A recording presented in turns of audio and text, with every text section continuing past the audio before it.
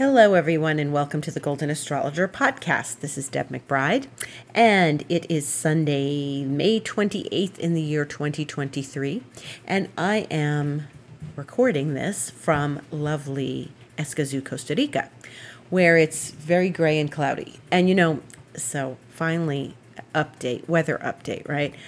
I talked to the gardener the other day, so he's not like the gardener that comes and sculpts your hedges, right? He's the guy that I call to clean up the garden when there's too many leaves and flowers everywhere, right?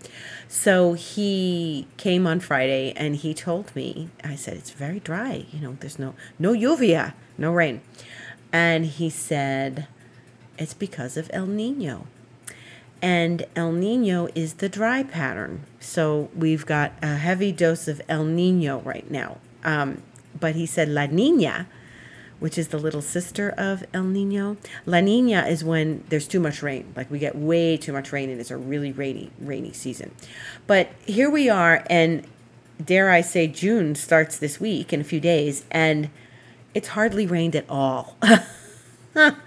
And it's thundering right now. So you might hear thunder in the background, but it rained a handful of raindrops, and it hasn't done much of anything this season. It rained yesterday, it rained Friday, but not the way it normally does. It's usually an intense shower, and I don't have to water the garden when it rains like that. And it also rained on, I think, Tuesday.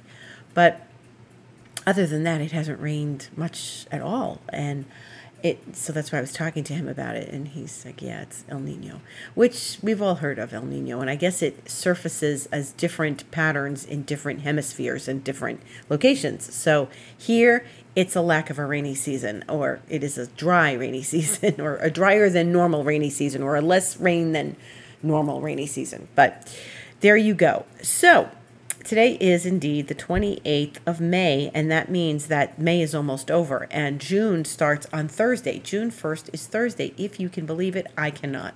I just don't know where the time goes, and like I wake up one day, it's Monday, and it feels like I wake up the next day and it's Friday, and I know that's not really what happens, but it is really a puzzling feeling of how quickly time is going. So June starts this week, folks. So here we are, and today the sun is squaring Saturn. And the sun squares Saturn twice a year. It conjuncts Saturn, it squares Saturn, it opposes Saturn, then it squares Saturn again, it comes back around to conjunct Saturn. And this is one of the hard aspects. And the sun is in Gemini and Saturn is in Pisces. And these are mutable signs. And it's good to have some mutability going on, even if the sun and Saturn are squaring each other. Now, a year ago, when the sun squared Saturn, it was the sun in Aquarius, that was a conjunction. The sun in Taurus squaring the Saturn in Aquarius. And now we don't have that. But there's a lot of mutability balancing right now what has been a lot of fixed energy. So for example, Saturn and the sun right now are both in mutable signs, and today the moon is in Virgo, and it's winding down its time in Virgo. But this is important because we've got so much fixity in the heavens that's at crosses with each other that it's become something very stubborn and stuck. And so the energies have been very, very stubborn. And so let me focus on Sun and Saturn first. When we have this square between them, it's a challenge. And so Gemini wants to talk and blab and gossip and network. And Saturn in Pisces doesn't feel like doing that. Saturn in Pisces is like, I don't have the energy for that. And so they are at odds with one another, and they are in an interesting place because they don't do this, like I said, very often. It happens twice a year when they square like this. And so we ask ourselves, what is this about? Like, what do I want to communicate, express, and how do I get my thoughts structured, Saturn, so that I can express this in the clearest way possible?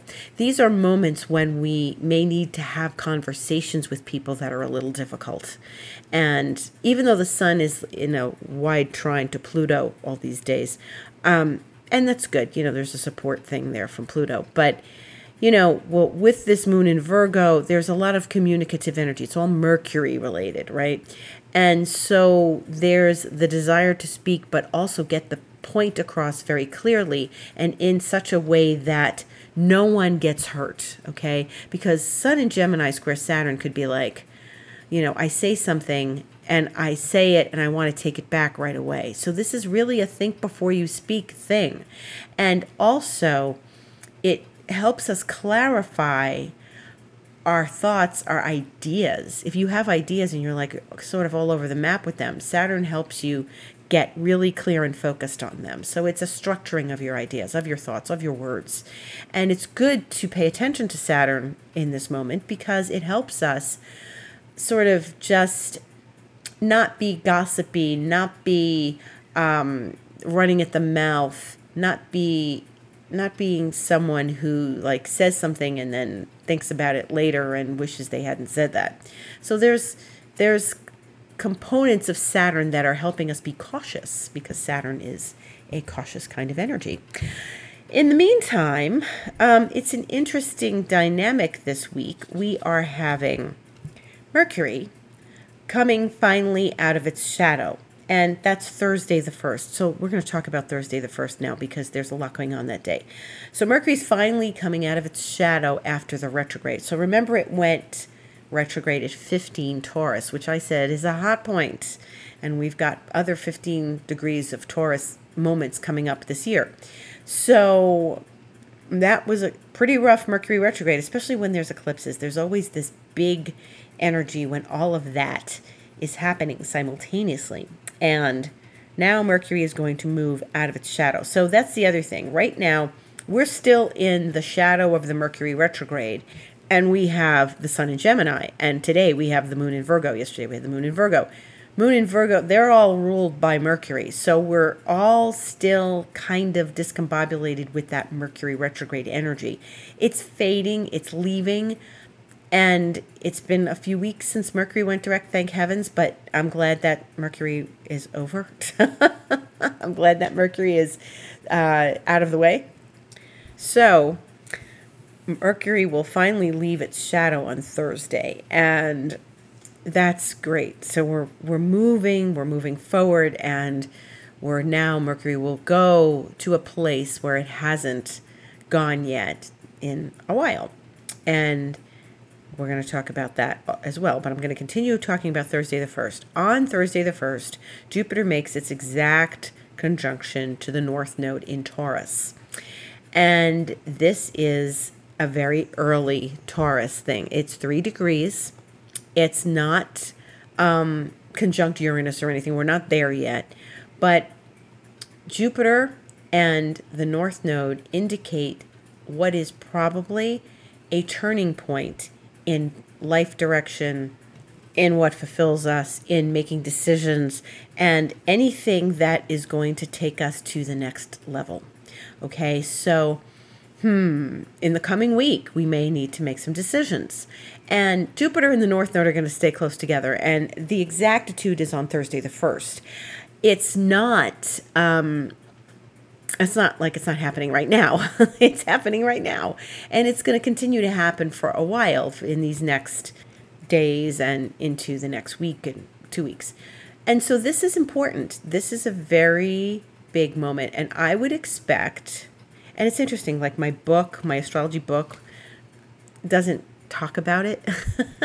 I've seen other astrologers not talking about it. I'm like, this is a big deal.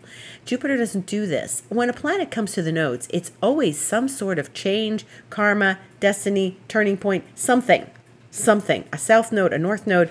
Remember back in 2019 when Saturn sat at the south node for a long time. It was like hanging out with that south node for a while. When we had eclipses, Saturn was involved. And Saturn was back and forth over that south node, especially in the summer, or what was summer up north, of 2019. And I remember that very clearly. And it was when I kept talking about old habits dying hard and the fact that we were going to have to clean up our act in the old habit department. And so clean up boundaries, clean up leaky energies, all with Saturn to the south node. Now we've got Jupiter, which is the planet of abundance and expansion, to the north node. And Jupiter's often a little spark of destiny. It's a spark of luck. It's synchronicity. And I think this is a very synchronistic aspect. And I'm very sure that if you find yourself in a place this week that you need to make a decision or a course change, a change of course, or, a direction shift, or life offers you an opportunity, which is often Jupiter, for a course shift, then you need to see it as such and you need to see where you're going next. That doesn't mean everybody, everywhere, always, today, tomorrow, like these next days, is going to completely change their life and we're going to wake up on Friday morning and all say, hey, wow, life's different today. And I feel different. I look in the mirror and I'm different. No. There's some subtle energy around us. Now, for some people, it might be very big. Maybe this lands on one of your planets. It can be something that is very profound this week. So notice, pay attention.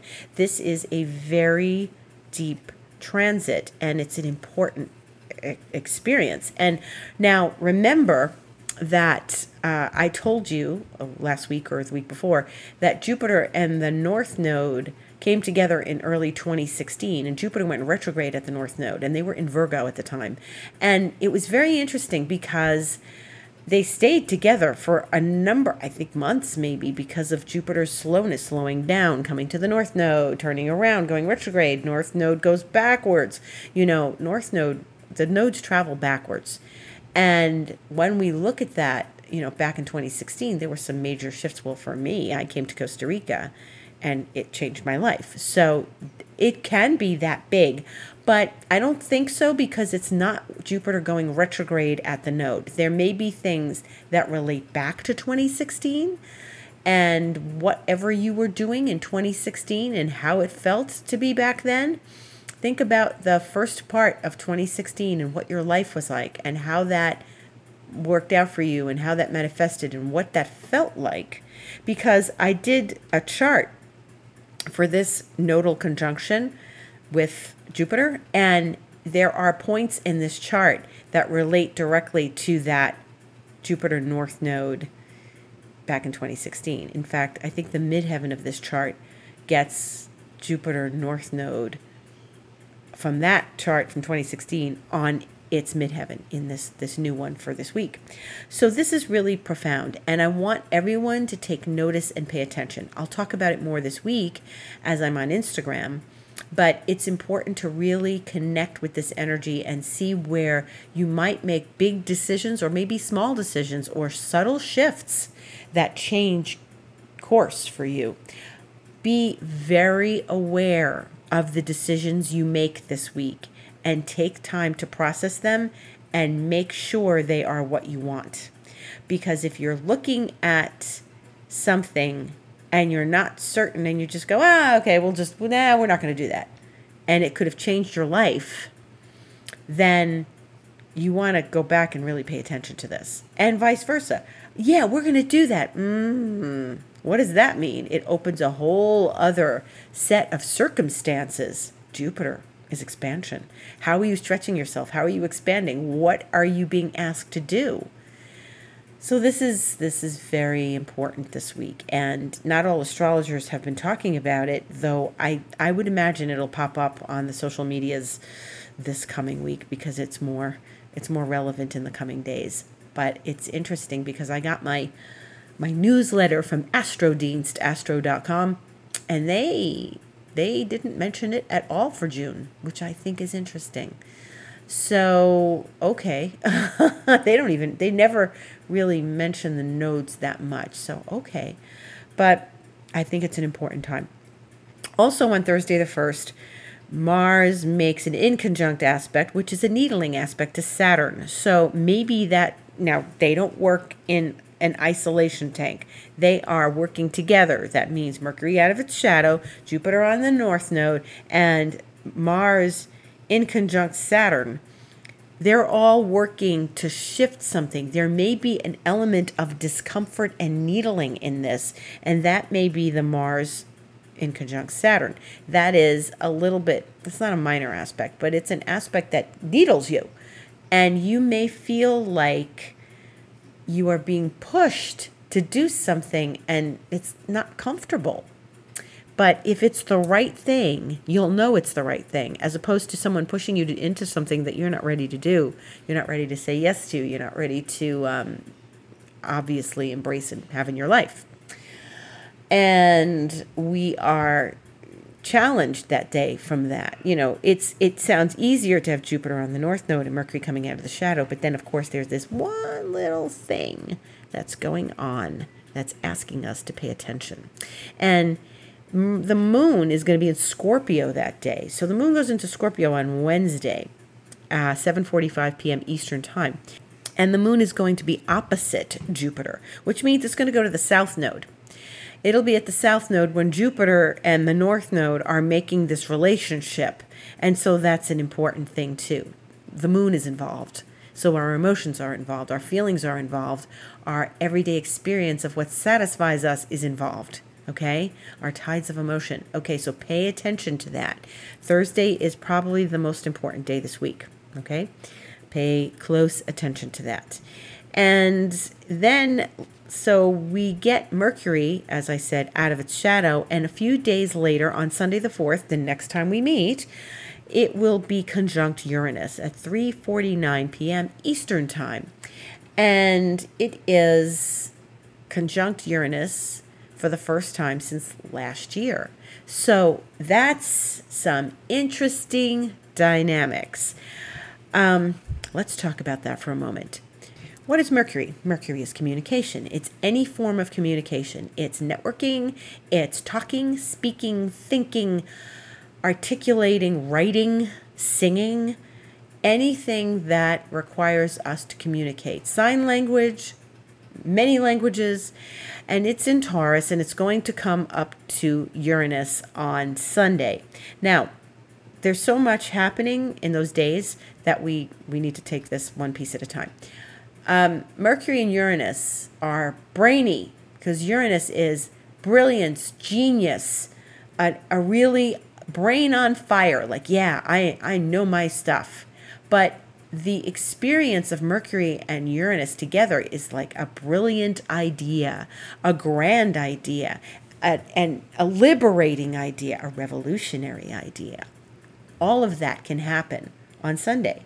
Maybe for your life, it's a revolutionary idea. Maybe it's a brilliant idea for something you come up with at work. Now, just because it's Sunday doesn't mean you're not going to have this on Monday. But the peak of it is Sunday. Like it's going to be up and coming. Once it gets out of that shadow, we're going to start feeling it over the weekend, next weekend, coming up to that Uranus. So it asks us to have a breakthrough, to have an idea happen, to have an incredible, powerful thought, to clear away thoughts that no longer serve us, which is a big deal always. To clear out your unconscious patterns. That's a great use of that Mercury and Uranus energy. Clearing up old patterns, old beliefs, releasing narratives, all that stuff that causes us to, get tripped up and say no to things that we should be saying yes to because of fear, because of old patterns, because of obstacles from our field and our unconscious. So this is all really interesting. We've got some hot days going on there. Once Thursday comes and we're into June, we've got all this Mercury leaving the shadow, Mercury joining Uranus, and this is all very, very interesting. Now, I would hope for each and every one of you that you're going to have something brilliant happen, okay? So I expect some turning points this week, okay? We've got Jupiter to the North Node. We've got Mercury and Uranus coming together. And in the meantime, Venus, goddess, will be trining Neptune, and they are in water signs. So Venus is in Cancer, and she will be trining Neptune in Pisces on Friday evening at 6:42 p.m. Eastern Time. So it's kind of in time for happy hour. Neptune could be inebriation. So I'm asking you to be careful about what you imbibe on Friday evening. And if you start your weekends on Thursdays, well, then just be careful. Just be careful in general. There's a lot between Thursday, Friday, Saturday, Sunday, and then the following Monday, the 5th, which I'm going to give you a sneak preview of. So Venus is trining Neptune, and that's all about compassion, empathy, sympathy, connecting with people in a heartfelt manner, in a sensitive, deep manner, because it's a trine. It's a smooth, graceful aspect. And Venus in Cancer is lovely and familial and gregarious and friendly and all sorts of really lovely things, but she isn't necessarily communicative. That's Mercury's job with Uranus, okay? So it might be a breakthrough where a loved one tells you that they love you. It could be a breakthrough where here's Gata Marina. Hi, Gata Marina. She just came upstairs and in the room. See, just as I said, a loved one tells you that they love you. There's my loved one. Anyway, Venus and Neptune can be a very lovely exchange of lovely feelings and emotions and sensitivity. And so we are experiencing some interesting dynamics. These are important dynamics. Mercury connecting with an outer planet, Venus connecting with an outer planet. And then no sooner does Venus kind of get finished with our friend Neptune, then she's spending her last week in Cancer this week. So this is the last week she will be in the water sign of Cancer. Next week, she joins Mars in Leo. And so Monday at 9:46 a.m. Eastern Time, Monday the 5th, she enters Leo. So we're getting more fire in the sky. Now, this is... You guys have heard me talk this week on Instagram, if you've been paying attention, and I said there's too many things in fixed signs, and they are crossing one another. That's the nodes. That's Jupiter, Mars, and Pluto. And Mars and Pluto were duking it out earlier last week. And Mars and Pluto were opposite. Mars is in Leo, and Pluto's in Aquarius. Still in Aquarius till the 11th of June. So we've got another couple weeks of Pluto in Aquarius before it steps back into Capricorn to finish up there, or start to finish up there anyway. And the nodes are in part of that cross, and Jupiter is in part of that cross. So now things are loosening up and moving. Mars has moved. I feel things getting less tense and loosening up.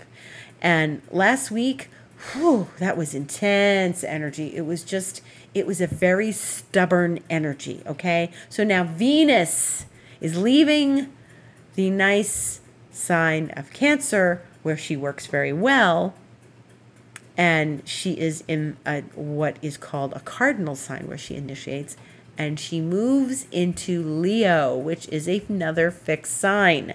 So when we get all of this energy moving forward, Venus is going to come in and start making the rounds the way Mars just did. So Mars is moving away and Venus is coming in, and she's going to not only step into Leo on Monday the 5th at 9:46 a.m. Eastern Time, but then by noon, she's opposing Pluto. So she's already rough and ready in that dynamic, opposing Pluto. Yikes. So that means that within a few days, she's going to then get in that, what I called a kerfuffle, with the nodes and Jupiter. So Venus is going to eventually square Jupiter, and Venus is going to, square the nodes. And she's going to be involved in all of that as we move through this week. Now, she's going to take a few days. She's going to oppose Pluto, and then she's going to square Jupiter on next Sunday. So the Sunday, not next Sunday, but the Sunday after, the 11th. So she's going to take like almost a whole week to move, whereas Mars was right in the thick of it. Jupiter and Pluto have separated and will separate enough by next week that she's no longer going to be, she'll connect the kerfuffle, but she's not going to be deep digging into it, okay? But that means that she's going to step into Leo, fiery Leo, goddess on fire, watch out, and then she's going to oppose Pluto.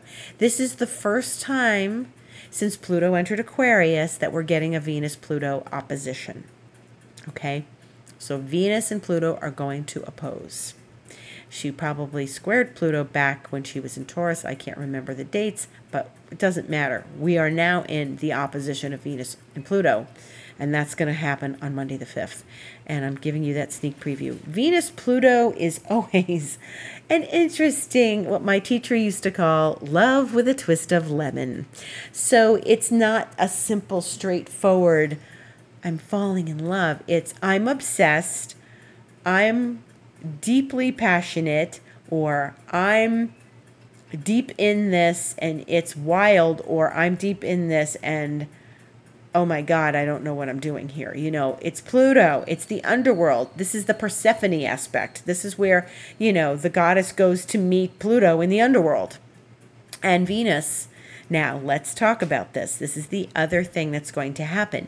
Venus is entering Leo on the 5th, and she's going to be there till October because she's going to retrograde in July, the end of the month, until September 4th.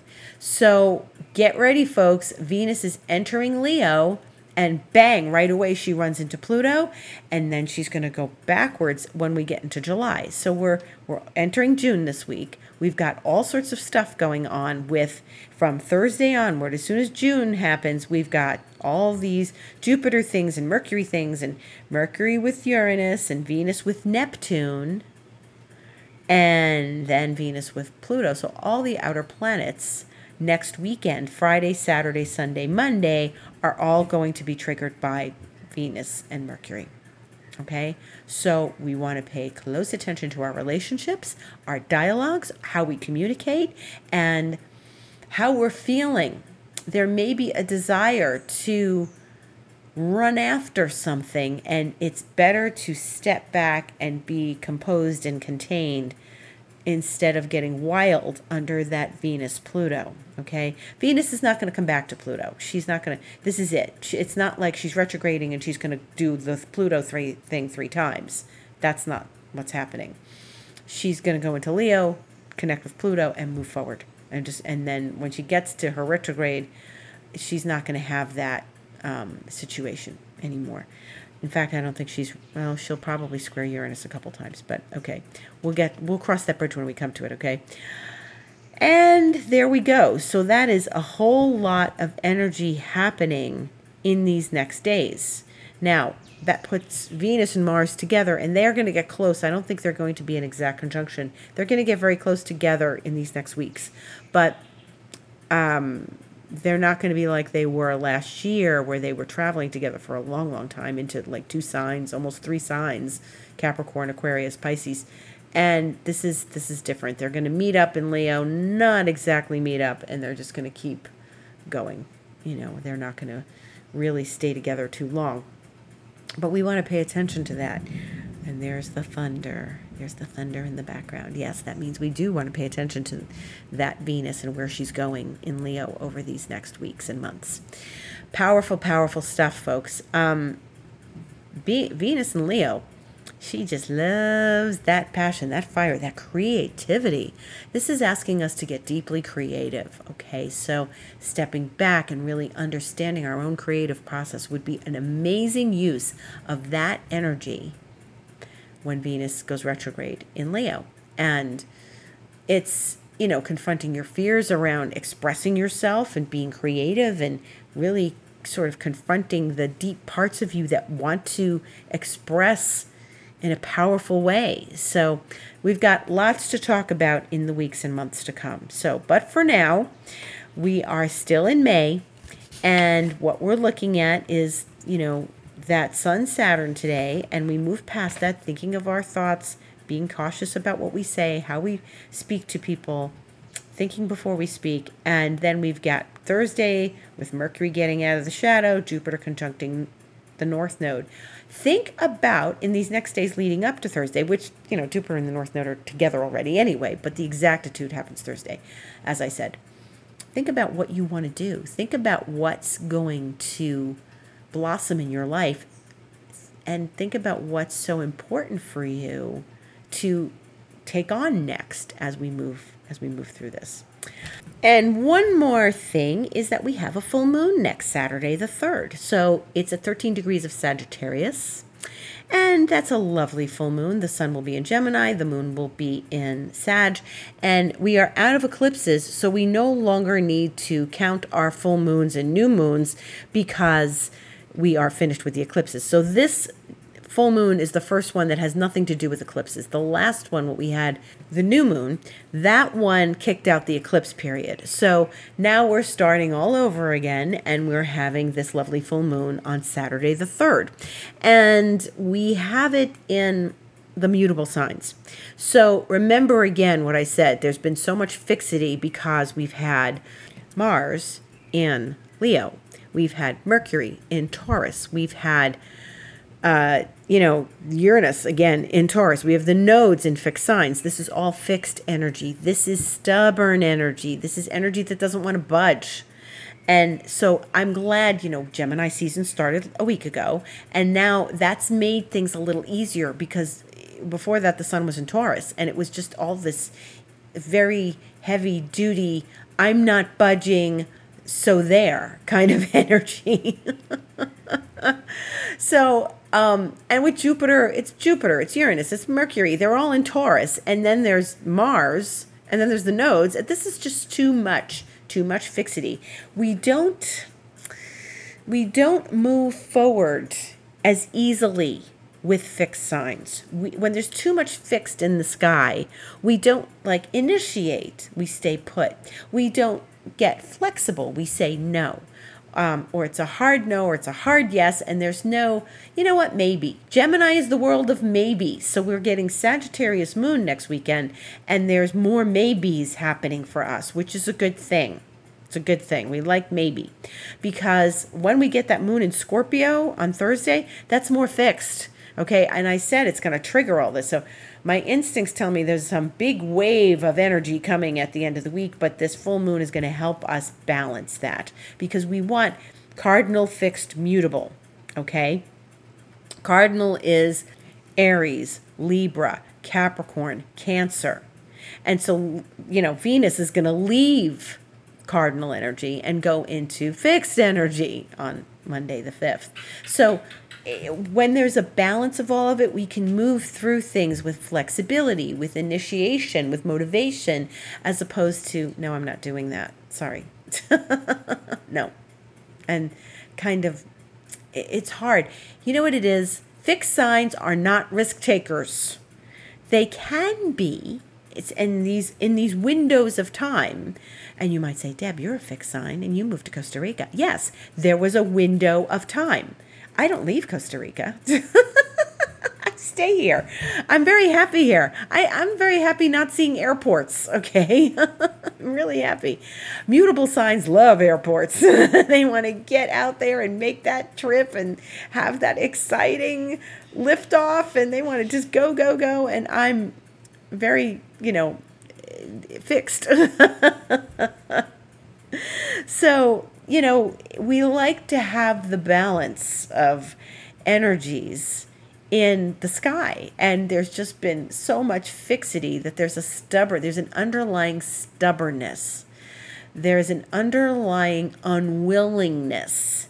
And that's part of, what happens when we've got too much fixed energy. So, we're going to be in fixed energy for a little while because, and, once Venus goes in and stays there all those months, there's still going to be other things moving around. Everybody's not going to stay.